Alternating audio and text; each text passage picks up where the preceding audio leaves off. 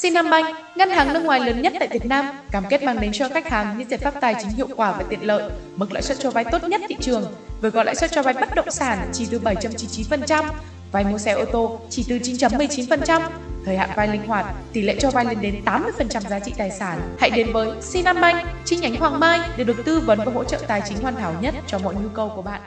Ok, lắp cái đèn mới vào, cứ tưởng đẹp trai hơn các bạn ạ. Nhưng mà thực ra thì cũng không đẹp trai hơn lắm.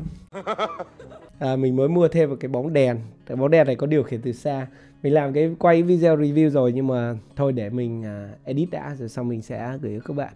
Trong video này mình sẽ nói về 4 cái thay đổi mà mình thấy hay ở Filmora 12.1 nhé.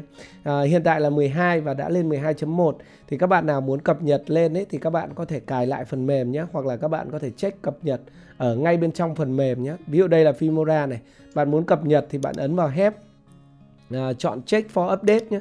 Ví dụ mình ấn vào check for update, cái bản của mình là bản mới nhất thì nó sẽ không yêu cầu cập nhật gì cả. Còn nếu như bạn ở Filmora 12.0 chấm mấy đấy thì nó sẽ cho phép bạn là cập nhật lên bản 12.1 nhé. Đây là chỉ dành cho những bạn mà có bản quyền của Filmora thôi. Còn bạn nào không có thì tốt nhất là các bạn không cần cập nhật nhé. Còn bạn nào muốn mua bản quyền của Filmora thì có thể liên hệ với mình theo thông tin mình đặt dưới phần mô tả. Mình sẽ hỗ trợ các bạn mua với mã giảm giá là 20%. Ok. Ở đây có một số tính năng cơ mà mình có quay lại cái video màn hình ấy, quay lại các cái tính năng, giới thiệu các tính năng mới của Filmora ấy.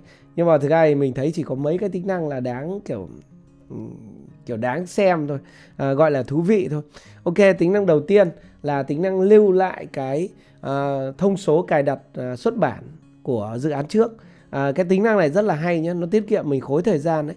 Ví dụ các bạn, ví dụ mình có một cái video short ở đây như này nhé. Bây giờ mình muốn xuất bản cái này thì mình xuất bản. Sau đó là mình muốn tạo một cái video khác, video short khác ấy, thì mình lại ấn xuất bản. Thì sau đây là nó sẽ nhớ cái cài đặt của cái dự án mà mình vừa xuất. Thật ra mình không cần phải cài đặt lại. Mỗi lần cài đặt lại tốn thời gian. Ví dụ các bạn ấn vào đây nhé, export nhé. Đó, sau khi ấn export, ví dụ bạn sẽ đi đến cái phần setting này nhé. Đầu tiên bạn chọn MP4 này, sau đi đến phần setting, sau đó bạn chỉnh cái bitrate các thứ này nhé. Ví dụ bình thường hay phải chỉnh cái này nhất này. Nó mặc định của nó là variable bitrate và 8000 kbps ấy. Mình cứ phải chỉnh nó lên này, mình cứ phải chỉnh nó thành constant này, sau rồi chuyển thành 20.000, sau rồi nhấn apply, và cả cái phần này nữa, phần gọi là kích thước video nữa. Thế, sau ấn apply, xong mình nhấn export. Sau lần sau mình xuất thì mình lại phải kiểu ấn vào setting, kiểu check lại ấy. Nhưng mà bây giờ Filmora 12.1 thì nó có cái nút này, use last export setting for local, tức là nó sẽ nhớ cái thông số mà mình vừa mới xuất. Đó, bạn nhớ bạn check vào cái nút này, check vào đây, sau đó bạn nhấn vào export. Thì sau khi bạn xuất bản xong, bởi vì bạn có tạo một cái dự án mới và xuất bản thì nó sẽ vẫn nhớ được cái thông số đấy nhé. Ví dụ ở đây ok, nhưng mà thôi mình sẽ cancel nó đi. Đó là cái tính năng thứ nhất nhé. Tính năng thứ nhất, ví dụ bây giờ bạn có vào một cái này, bạn kéo một cái dự án xuống này. Đó, kéo một cái mới xuống, rồi bạn nhấn vào export này, bạn tìm lại nhé. Thì bạn không cần phải nhấn vào cái setting nữa nhé. Đây, ví dụ không cần nhấn vào setting nữa, hoặc là nhấn vào setting để các bạn xem này, nó đã đổi cái bitrate lên là 20.000 rồi, và bitrate cố định. Apply, ok. Đó là cái thứ nhất. Đó là cái tính năng hay thứ nhất ở Filmora 12.1. Và tính năng thứ hai là tính năng cắt dán hiệu ứng chuyển cảnh, tức là có copy paste cái transition. Mình ví dụ cho các bạn nhé. Ví dụ mình có 3-4 cái video này, đúng không? Mình kéo timeline để mình đổi lại cái dự án nó về cái gọi là 16:9 cho nó dễ nhìn. Vì mình làm mấy cái dự án 9-16. Ok, ví dụ ở đây. Đây, ví dụ mình có một đoạn như này, có 4-5 cái video như này nhá. Thì bây giờ trước tiên là mình sẽ thêm một cái chuyển cảnh xuống đây, đúng không? Thêm một cái chuyển cảnh xuống chỗ này chẳng hạn. Thì mình sẽ đi vào transition này. Trong transition mình chọn một cái ví dụ warp zoom này chẳng hạn nhé.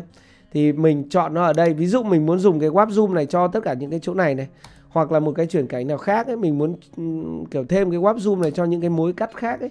Thì bây giờ là mình có thêm một cái tính năng nữa là mình kích chuột phải vào cái transition, tức là vào cái chuyển cảnh. Mình chọn là copy nhé. Hoặc nhà bạn nhấn Ctrl C được. Sau đó mình sẽ bôi chọn các cái clip mà mình muốn dán cái chuyển cảnh vào. Sau mình nhấn Ctrl V nhé. Nhấn Ctrl V để dán, để nó sẽ dán cái hiệu ứng chuyển cảnh. Đây này, thêm vào đây luôn này. Đó, thêm vào đây. Đó, rất là hay. Thực ra thì nếu mà để dùng một cái này thì các bạn có thể kích vào đây, bạn chọn apply thì nó sẽ dùng tất cả. Tuy nhiên là thỉnh thoảng ấy, thì các bạn sẽ có nhiều mối cắt ở trên timeline ấy, và bạn thích cái transition nào ấy ở trên timeline luôn thì bạn copy và bạn dán luôn ở trên timeline thì nó sẽ tiện hơn là cái việc là bạn lại phải đi đến transition này, và bạn lại phải tìm ở đây và tìm ở các cái folder ấy, mò. Đó là tính năng thứ hai, tính năng mới thứ hai ở Filmora 12.1. Và tính năng thứ ba thì nó liên quan đến phần phụ đề. Tức là nếu như mà bạn có một cái file phụ đề ấy, bạn đưa vào trong Filmora, hoặc là bạn tạo bằng cái công cụ text to speech, speech to text này, tức là tạo với cái công cụ tạo phụ đề tự động ấy, thì bây giờ Filmora nó sẽ thêm cho bạn là thêm cho sẵn cái bóng của chữ nhé, gọi là thêm text shadow. Đây mình ví dụ nhé, mình sẽ đi vào media, ví dụ mình có một cái file caption là file phụ đề chẳng hạn, mình kéo xuống đây. Tất nhiên là cái phụ đề này nó không khớp với cái video này. Nhưng mà các bạn xem nhé, mỗi khi mình kéo xuống bình thường ấy thì cái caption này nó không có cái bóng đâu nhé. Đây xem đã, xem nó caption nó xuất hiện chỗ nào. Đây ví dụ cái này, đây các bạn, mình play các bạn xem nhé. Bây giờ mà khi mà mình kéo xuống một cái là nó đã có bóng luôn rồi. Nó hơi thấp, để mình di chuyển nó lên trên một tí. Kích chuột phải, chọn advanced để mình di chuyển cái phụ đề nó lên trên, lên cao này cho bạn nhìn dễ nhìn nhé. Ví dụ mình đặt nó là 40 nhé. Ok, apply to all, mình ấn vào ok. Đây là cái phụ đề mà sẵn ở trong Filmora nhé. Bây giờ mình cho to lên này. Đó, các bạn nhìn lên nó thêm sẵn shadow, tức là thêm sẵn cái bóng rồi. Trông nó sẽ rõ hơn ấy, nó đỡ bị kiểu dính với lại cái video hơn đấy. Đây. Cày thật các bạn ạ, ngày xưa mà mỗi lần thế này thế kia. Đấy, tức là bây giờ bạn chỉ cần đưa cái phụ đề ở cái phần mềm tạo phụ đề vào trong Filmora.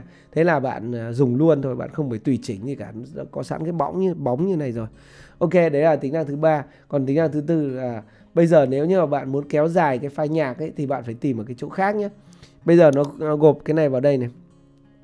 Tức là bình thường nhé, bạn có một cái file nhạc ở trên timeline chẳng hạn, và bây giờ bạn muốn kéo dài nó ra thì bạn sẽ dùng cái gọi là Audio Stretch Tool. Nó là cái công cụ trí tuệ nhân tạo của Filmora.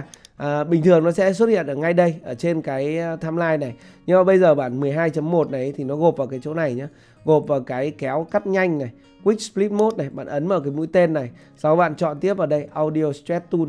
Hoặc là nếu như bạn muốn chuyển sang cái dao lam cắt nhanh ấy, cắt video nhanh ấy, thì bạn ấn vào đây, chọn Quick Split Mode, hoặc nhấn chữ C trên bàn phím, hoặc là nhấn chữ V để quay trở lại cái này. Ví dụ bây giờ bạn muốn kéo dài cái audio thì bạn chọn vào đây, các bạn kéo dài cho hết video. Đấy, dùng trí tuệ nhân tạo. Và nếu bạn không muốn dùng nữa thì bạn ấn vào đây, sau đó chọn là Select. Đó, sang Select. Đấy là mấy cái thay đổi ở Filmora 12.1. Mình thấy hay nhất là cái lưu lại cái preset, tức là lưu lại cái phần thông số của phần xuất bản. Cái thứ hai nữa là copy, cắt paste cái transition. Còn cái subtitle thì ok, thêm bóng vào thì cũng được. Tại vì thông thường nếu không thì mình cũng vào đấy mình thêm cái là nhanh thôi. Còn cái Quick Split Mode với lại cái này thì mình không hiểu. Tự nhiên đặt ở ngoài cho nó dễ hiểu, chứ cái Quick Split Mode này mình thỉnh thoảng mình mới dùng ấy. Ok, đấy là mấy cái cập nhật của Filmora 12.1. Mình hy vọng là video này hữu ích với các bạn. Nếu như các bạn muốn cập nhật lên thì nhớ cập nhật lên nhé. Cập nhật lên bản mới thì nó sẽ có một số cái cải tiến, và kể cả là cái kiểu edit video nó cũng mượt hơn những cái bản cũ. Đấy là lợi thế của bạn khi mà bạn mua bản quyền phần mềm. Ok, cảm ơn các bạn đã xem video. Xin chào và hẹn gặp lại các bạn ở những video tiếp theo. Goodbye.